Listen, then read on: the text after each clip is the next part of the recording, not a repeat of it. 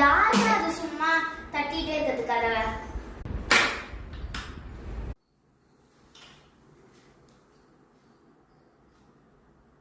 யாருமே இல்ல.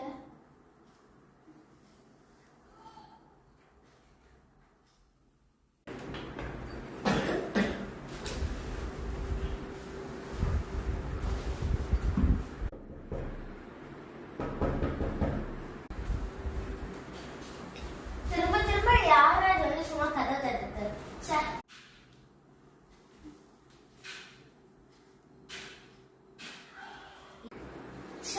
எனக்கு ஒண்ணுமே புரியல. ஒருவேளை என் பிரம்மையா யாரு ஒன்னே கதவை தட்டுறது? இன்னும் யாரும் இருக்கு.